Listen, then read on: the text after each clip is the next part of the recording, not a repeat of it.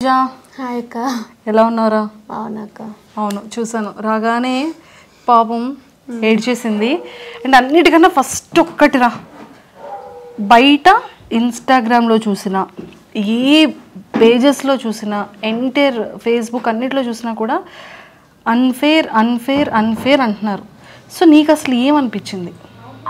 అసలు ఫస్ట్ ఎలిమినేషన్ది చెప్తే full blank అనమాట. నిజంగానే ఎలిమినేట్ అవుతానని ఎక్స్పెక్ట్ చేయలేదు.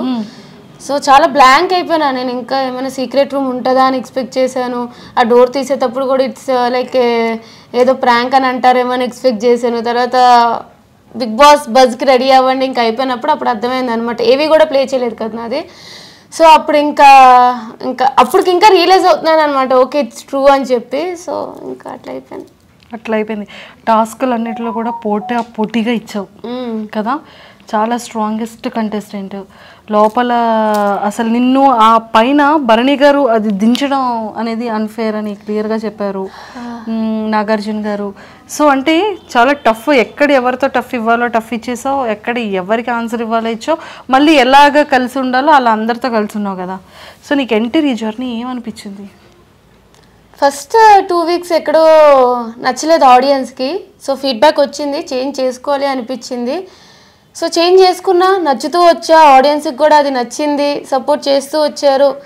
బట్ 100% టాస్క్లు అంటే నాకు వీలైనంత వరకు నాకు ఫిజికల్గా ఎంత సపోర్ట్ చేస్తే అంత ఆడుతూ ఉంటాను. బట్ ఎక్కడో ఒక లక్ కూడా మిస్ అవుతుంది అనమాట. అంత ఆడినా సరే ఏ టాస్క్లో విన్ అవ్వలేకపోతున్నానో ఒక చిన్న బాధ కూడా ఉంది. బట్ ఓవరాల్గా మంచిగా వెళ్తుంది. విన్నింగ్ అవుతానని అనుకున్నా, విన్నర్ మెటీరియల్ అని అనుకున్నా. బట్ ఇట్స్ వెరీ అన్ఎక్స్పెక్టెడ్, అది అందరికి కూడా అనిపిస్తుంది. శ్రీజ, హానెస్ట్గా చెప్పాలంటే అందరూ కూడా శ్రీజ ఎలిమినేషన్ అనేది ఒక బ్లాంక్ అయిపోయారు. ఎవరు ఎక్స్పెక్ట్ చేయలే. హౌస్ మేట్స్ వాళ్ళ ఎక్స్ప్రెషన్స్ నువ్వు అబ్జర్వ్ చేసే ఉంటావు. వాళ్ళు లోపల ఉన్నారు. సో వాళ్ళని మేము మేము టీవీలో చూసేటప్పటికి వాళ్ళు షాక్లో ఉన్నారు. అండ్ బయట ఆడియన్స్ అందరూ కూడా అన్ఫేర్ అని పెట్టడం అనిపించింది. అందరి ఒపీనియన్ ఇలా ఉంటే నీ